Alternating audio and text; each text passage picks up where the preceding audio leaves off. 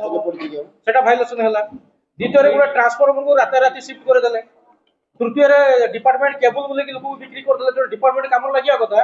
गोटे चिंगुड़ी फार्म दान करदे जो बाउंस खुंड पुतिक तार टाणीदे। गोटे लोक पैसा आने 20,000 रसीद देला 12,000 8,000 टका मारी खाई गले। गोटे कुकुड़ा फार्म फाइन करें फाइन कले 25,000 कहले 25,000 25 टका कम हेले नबानी किंतु रसीद देते आपंकर मात्र 15,000 अच्छी कॉन्टाक्ट नंबर अच्छी संपृक्त केवल सत्यजित पाइक लीड इंजीनियर सी लंगलेश्वर लीड इंजीनियर जी कि बर्तमान आम जेई चार्ज अच्छा सेक्शन ऑफिसर चार्ज अच्छा ना सी आम जी जान से ही कर साथी किसी अच्छा फाइल किसी प्रोसीड नहीं इलिगल काम हो फाइल ही दरकार पड़ुन से फाइल आवश्यकता नहीं उच्च पदस्थ अधिकारी माध्यम जनइलु 4 थर आम जन बिजनेस इनक्वारी चली 7 थर इनक्वारी है कि लाभ किसी ना लास्ट दिया माछ बड़ बड़ फ्रिके माछ दिया इनक्वारी को बिजनेस आस गाड़ी देखिए पठे दिखे जाते तो ये भाया लोक पाखे कम करवा गत थर आमर आज को प्राय 15 दिन तले कि प्राय 20 दिन हो गोटे लाइनमैन भी प्रशांत कुमार महांती धमक दिगला जे इलिगाली गोटे खुंट पुता तुम तार टाणी केबल लाइन दियो तार अर्थ हूँ 6% सुपर डिपोजिट होनी अर्थात से फुल इलिगाल जदि से आम लाइन तार टाणी था सी सस्पेंड होता कारण आम हूँ नेस्को स्टाफ को टाटा पर चाहिए भूल करूँ बाहर कर 5% शेयर होल्डर डिपार्टमेंट तो सी चाहूँ जिते शीघ्र बाहर गवर्नमेंट स्टाफ को सफा कर निश्चित सी चाहूँ मो टाटार जिते पर्यटन लुटी खाओ धर दाग न लगे से दाग लगे ही चाहूँ टाटा चाहूँ संपूर्ण जो मो अख्तियार सब शेयर नहीं निश्चित ना एत बड़ इनक्वारी है पूर्व प्रभात साहू जड़े जाइए गोटे छोट मनीष विकास सस्पेंड कर दिया गोटे इनक्वारी कि 4-5टा इलिगल एविडेंस देलु विजय इनक्वारी करके रिपोर्ट सबमिट कर बर्तमान टाटा पावर कौन माने एक्शन ही नहीं बाकी आम एग्जीक्यूटिव इंजीनियर कथा कहते एग्जीक्यूटिव इंजीनियर बहुत भल लोक टाटार स्वच्छता को लेकर संतुष्ट अछि आमे भाबिथिलु टाटार बहुत किछि स्वच्छता अछि किंतु आमे एबे जो कार्य देखु कोन स्वच्छता नाही स्वच्छता किछि प्रमाण ही से देपुना उपभोक्ता मानक मध्ये होउछि इलीगली ताको धरा होउछि फाइन कराउछि फाइन रो पैसा जदी 10,000 आनले ताको 8,000 रसीद देले 2,000 मारी खाइले सबले भी होउछि नाही बारंबार त आपण बस्ता डिविजन में विभिन्न सेक्शन रे उपभोक्ता मानक बहुत टाको करतो करा होउछि आपण फाइन करी तो से फाइन रे लीगली होउछि ना इलीगली होउछि किछि क्षेत्र रे लीगल होउछि ए जो माने चोरी करूछन्ती धरा पडुछन्ती से क्षेत्र रे लीगल होउछि इलीगल धरतु जनकर 2 किलोवाट लोड थी 5 किलोवाट लोड बसे दबा का घर हीटर नथि हीटर लिखि दबा सेटा ठीक नो सेटा इलीगल किछि ए आछि आपनकर नजर आछि हम आपका बहुत अभियोग जे घर रे तकर मुख्य रूप नथिया बेले घर स्त्री लोक थिया बेले मध्ये आपण जोर जबरदस्त करी घर भितर पछन्ती सेटा आज्ञा सेटा हम नजर रे नाही सेटा करे आमे भी से व्यक्ति रो ता पय होछ एनफोर्समेंट पड़े सेमती हम आजी दीर्घ 4-5 मास है एठी आमर जो श्रमिक कर्मचारी माने आपण मन को सेवा जोगुचंती बस्ता डिविजन रे जो अच्छी आपणकर बालियापाल सेक्शन नंगलेश्वर सेक्शन आपण जामुशोली बस्ता एवं आमर राजघाट से माने 4 मास एमती गोटे एकदम निर्यातित अवस्था अच्छी जोटा कि सेना वर्णना कला दुख भी लगुच टाटा पर बर्तमान टेकअप कला परे वर्तमान श्रमिक मानकर जो ग्रीवांसेस जाऊची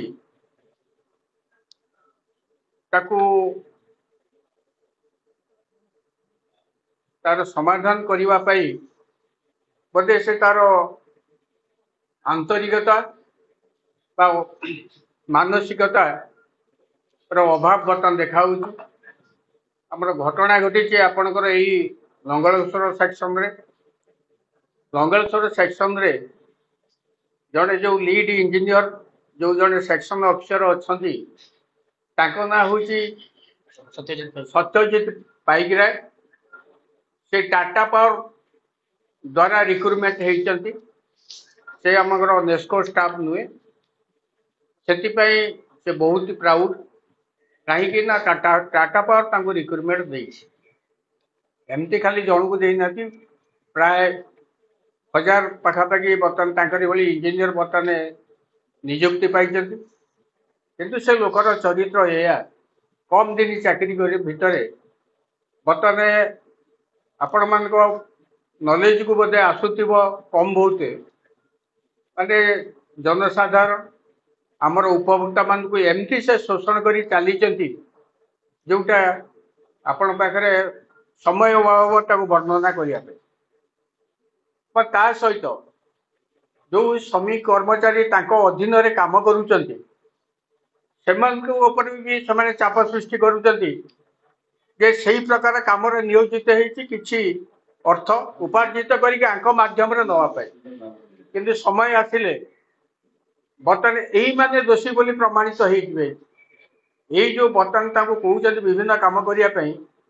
पैसा खाइब सी किंतु समय पड़े यही माने दोषी बोली प्रमाणित जनसाधारण पाखे मैनेजमेंट पाखे जदि कौन कर्मचारी श्रमिक कथा न मानले ना आज्ञा से प्रकार गोटे इलीगल वर्क आम करूँ ना जोटा कि परमिट करूने आमको करने से कौन करुच्ची ना क्या मेमो इश्यू करुँ एक्सप्लानेशन मागुची क्या बर्तमान आप जानते आम बर्तमान विभिन्न बर्तमान कर्मचारी कम कर एजेन्सी मध्यम विश्व सतर एजेन्सी कही क्या चाकरी बहिष्कार करने से भी योजना करुच्ची तार लोक बर्तमान ड्यूटी कलापर भी बर्तमान दरमा काटिया भी से पछौनी यही प्रकार घटना घटिकी बर्तमान विशेष करके आमर रेगुलर स्टेप कौन स्टाफ मान को जो मैंने नेस्को पीरियड चाकरी अच्छा से बर्तमान गोटे भिक्टिमाइज माने लगातार भाव में कर किसी कर्मचारी मान आपणकर एटा घटना प्राय बहुत दिन है अल्प बहुत आम मैनेजमेंट एटिकार एग्जीक्यूटिव इंजीनियर आपणकर टाटा पावर आमर जो कॉर्पोरेट ऑफिसर मैनेजमेंट एसी एम नॉलेज बहुत जिनस आम एमती मौखिक भाव में भी देती केमती सुधारिया किंतु से लोक सुधरला ना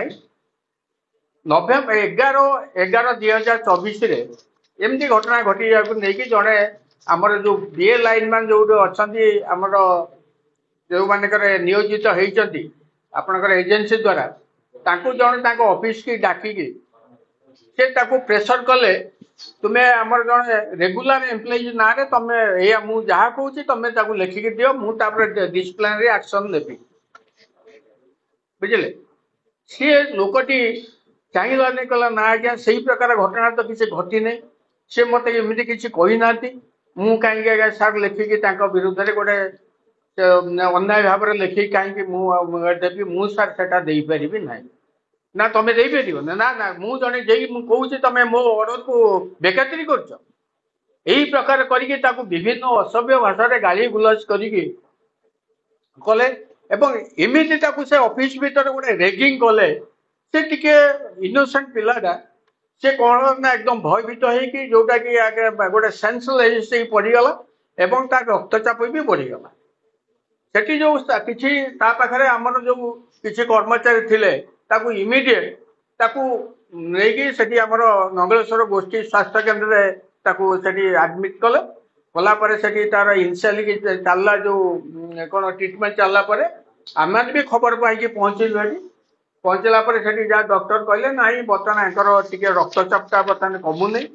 ये एकदम टोटाली नर्भस हो से भी थरू था से आम जो स्टेज जा पहुँचले तेणु आपको रेफर कर दौर आम जिला मुख्य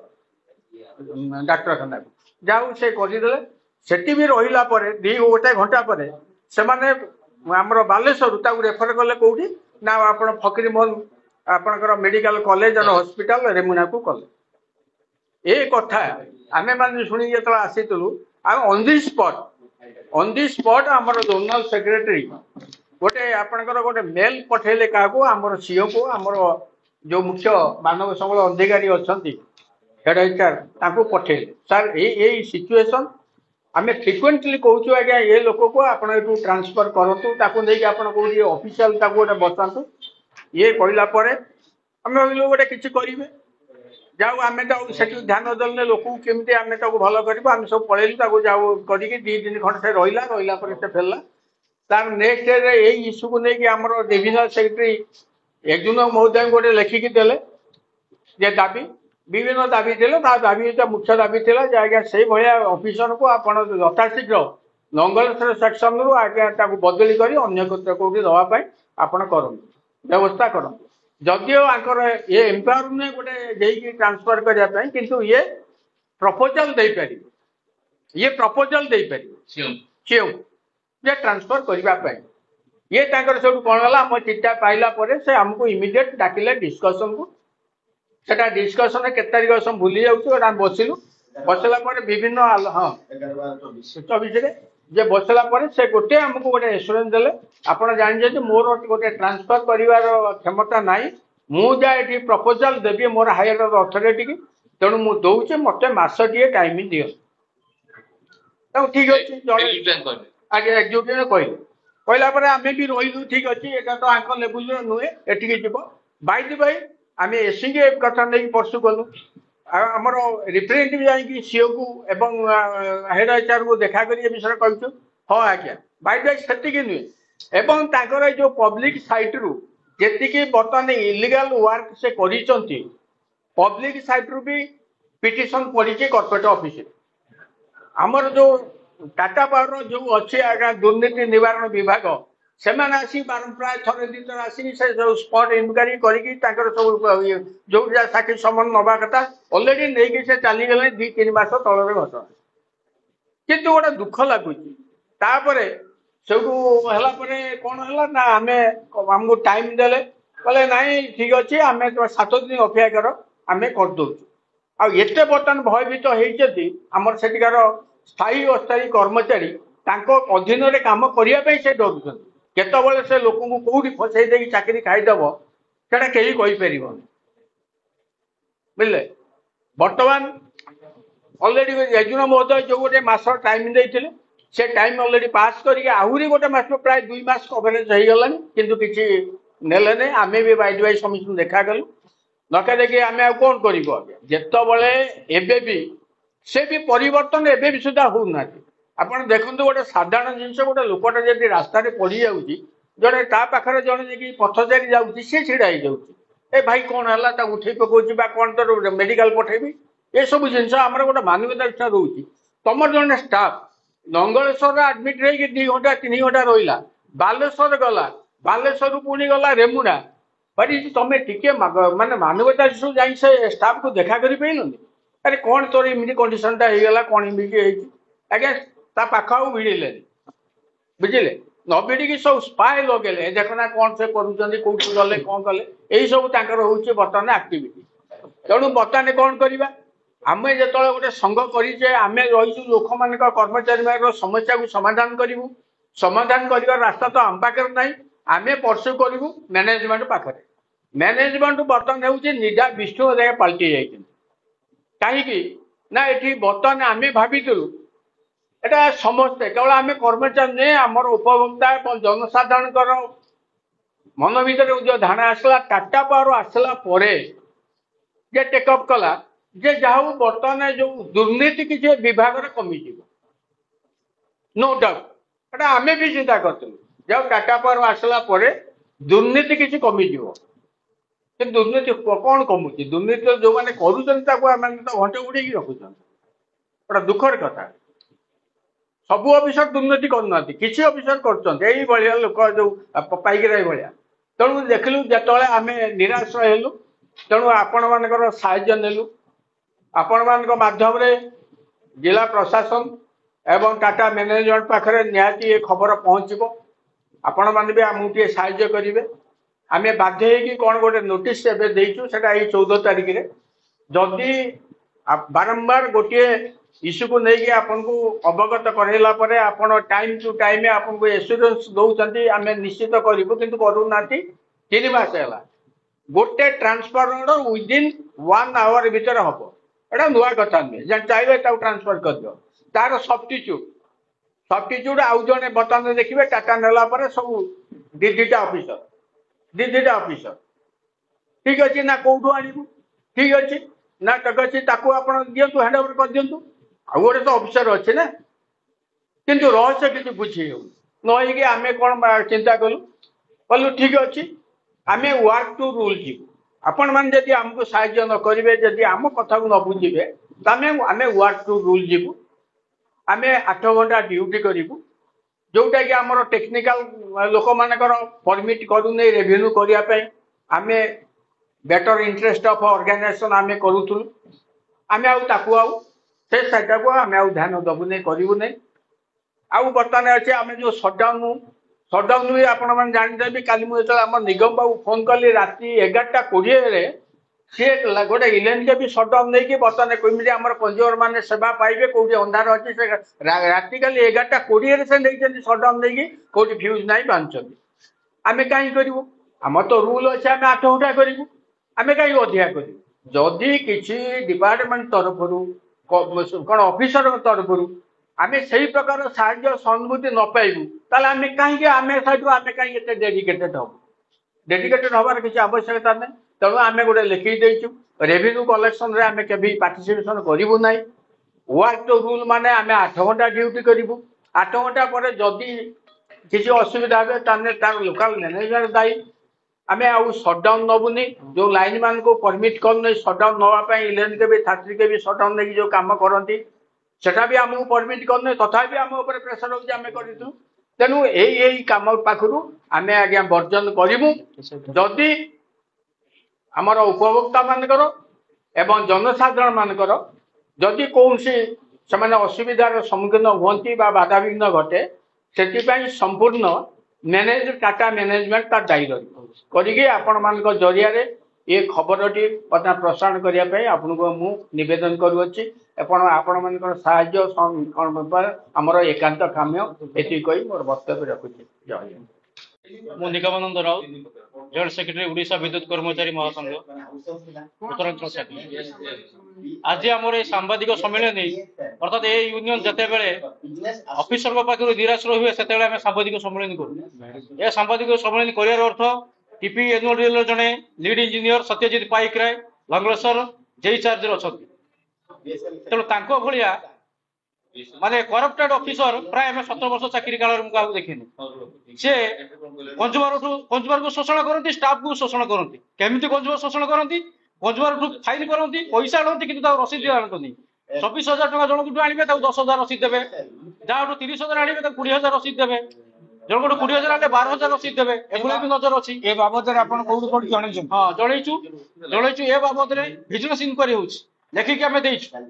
ଆମର ମୁଖ୍ୟ ଉଦ୍ଦେଶ୍ୟ ହଉଛି ସେ ଯେଇ କରପ୍ସନରେ ବୁଡି ରହିକି ନିଜେ କରିବା ସହିତ ଆମ ଷ୍ଟାଫକୁ ମଧ୍ୟ ତା ସାଥିରେ ଇନଭଲ୍ଭ କରୁଛି। ଆମେ ଜଣେଇବା ପରେ ଏକ୍ଜିକ୍ୟୁଟିଭ ଇଞ୍ଜିନିୟରକୁ ପ୍ରଥମେ ଆମେ ନୋଟିସ କରିଥିଲୁ, ରୁଦ୍ରନାରାୟଣ ରଥ ସାର୍। ତାପରେ ଆମର ସିଦ୍ଧାର୍ଥ ରୟ ସାର୍ ଯିଏ ଏସି ଅଛନ୍ତି ବାଲେଶ୍ୱର, ତାଙ୍କ ନଲେଜକୁ ନେଇଥିଲୁ। ତାପରେ ମଧ୍ୟ ଚିଫ୍ ଏଚଆର ବାନିକ ସାର୍ ଅଛନ୍ତି, ତାଙ୍କ ନଲେଜ ଯାଇଥିଲା। ଏ କଥା ମଧ୍ୟ ଆମ ସିଓ ମହୋଦୟ ଜାଣିଛନ୍ତି, ଚିଫ ଏକ୍ଜିକ୍ୟୁଟିଭ ଅଫିସର ଯିଏ ଟିପିଏନ୍ୟୁଡିଏଲ ସିଏ ମଧ୍ୟ ଜାଣିଛନ୍ତି। ଜାଣିବା ପରେ ଆଜି ଆମେ ଲାଷ୍ଟ ପ୍ରେସ୍ ମିଟ୍ କଲୁ। ତାପରେ ଯଦି ତାଙ୍କ ନିଦ ନ ଭାଙ୍ଗେ, এই ଯୋଉ କୁମ୍ଭକର୍ଣ୍ଣ ନିଦ୍ରାରେ ଶୋଇଛନ୍ତି ଟିପିଏନ୍ୟୁଡିଏଲ ମ୍ୟାନେଜମେଣ୍ଟ, ଯଦି ତାଙ୍କ ନିଦ୍ରା ନ ଭାଙ୍ଗେ ତାହେଲେ ଓଡ଼ିଶା ବିଦ୍ୟୁତ କର୍ମଚାରୀ ମହାସଂଘ ଏନ୍ୟୁଡିଏଲ ଏମିତି ଗୋଟିଏ ଷ୍ଟ୍ରାଇକ୍ କରିବ, ଆପଣମାନେ ଦେଖିବେ ଏବଂ ଆପଣମାନେ ଆମ ସାଥିରେ ରହିବେ। ଆମେ ଅଚଳ କରିଦେବୁ, ଏ ଟିପିଏନ୍ୟୁଡିଏଲକୁ ଅଚଳ କରିଦେବୁ। ଗୋଟେ ସାଧାରଣ କରପ୍ଟେଡ ଲିଡ୍ ଇଞ୍ଜିନିୟର ପାଇଁ ଅଚଳ ହବ ଏବଂ এইଥିପାଇଁ ଆଉ ଯାହା ବି ଅଚଳ ହବ ସେ ପାଇଁ এই ଡିପାର୍ଟମେଣ୍ଟର ଉଚ୍ଚ ପଦସ୍ଥ ଅଫିସର ଦାୟୀ ରହିବେ। ଦେଖନ୍ତୁ ଆଜ୍ଞା, ସେ ନିଜ ତଦନ୍ତ କରୁଛନ୍ତି, ନିଜ ଅଫିସର ଟାଟାର ପିଲା, ସେ ହେଲେ ଟାଟାର ଲିଡ୍ ଇଞ୍ଜିନିୟର, ସେ ହଉଛି ନେସ୍କୋ ଷ୍ଟାଫ ନୁହନ୍ତି। ଯଦି ନେସ୍କୋ ଷ୍ଟାଫ ହେଇଥାନ୍ତା ସେଇ ଜାଗାରେ ପ୍ରଭାତ ସାହୁ ବୋଲି ଜଣେ ଜେଇ ଥିଲେ, ଆସିଷ୍ଟାଣ୍ଟ ମ୍ୟାନେଜର ମଧ୍ୟ ସେ ଥିଲେ। ଛୋଟ ଗୋଟେ ମନି ରିସିପ୍ଟ କେସରେ ସେ ସସ୍ପେଣ୍ଡ ହେଇଗଲେ, କିନ୍ତୁ ଯେହେତୁ ଟାଟାର ଲିଡ୍ ଇଞ୍ଜିନିୟର, ଟାଟା ଚାହୁଁନି ତା ଦେହରେ ଗୋଟେ ଦାଗ ଲଗେଇବା ପାଇଁ। ତେଣୁ ତା ପିଲାକୁ ଭାବୁଛି ଆମେ ଚାପି ଦେବୁ, ଏ ଘଟଣା ଚାପି ଦେବୁ। ଭିଜିଲାନ୍ସ 4 ମାସରେ 5 ଥର ଇନକ୍ୱାରି କଲାଣି, କିନ୍ତୁ ତା ରିପୋର୍ଟ କଣ ଆଜି ଯାଏଁ ସବମିଟ୍ ହଉନି। ରିପୋର୍ଟ ସବମିଟ୍ ପରେ ଆମେ ଯେତେବେଳେ ଏଚଆର କୁ କହିଲୁ, एचआर महोदय निजे कथा होइछन्ती मो साथी रे, जे मते 7 दिन आप 7 दिन टाइम दीजिए दादा, मैं उसको क्या देखता हूँ, वो हमारा सीओ तो अभी फॉरेन में है, वो आएगा तो हम कुछ डिसीजन लेंगे। आज क्यों 7 दिन जाई, आज 25 दिन हेलानी कौन सी डिसीजन ही नहीं। तेणु जदि किछि आगामी दिन रे आमे पुणी थरे रिमाइंडर एग्जीक्यूटिव इंजीनियर को आज 10 तारिख रो देलुनी, किछि जदि से बदरे माने ताको ऊपर किछि स्टेप न नियंती, तले बाध्य होई आमे ଗୋଟେ ବଡ ଧରଣର ମାନେ ଷ୍ଟ୍ରାଇକ୍ କରିବୁ। କେବେଠୁ? ଆମେ ଅପେକ୍ଷା କରିବୁ ମାର୍ଚ୍ଚ ପର୍ଯ୍ୟନ୍ତ, ଫାର୍ଷ୍ଟ ୱିକ୍ ପର୍ଯ୍ୟନ୍ତ ଅପେକ୍ଷା କରିବୁ। ଚିରାଚରିତ ପ୍ରଥାରେ ବର୍ତ୍ତମାନ ଚାଲିଛି ଏମିତି, ଆମର ଯେମିତି ଡ୍ୟୁଟି ସେମିତି କାମ ଆମେ କରି ଚାଲିଛୁ, ଆମେ କରିବୁ। ତାପରେ ଆମେ ଷ୍ଟ୍ରାଇକ୍ ପୁଣି ଗୋଟେ ଫର୍ଦର ରିମାଇଣ୍ଡର ଦବୁ ଏକ୍ଜିକ୍ୟୁଟିଭ ଇଞ୍ଜିନିୟରକୁ, ତାପରେ ଆମେ ଷ୍ଟ୍ରାଇକ୍ କୁ ଯିବୁ। ଧନ୍ୟବାଦ।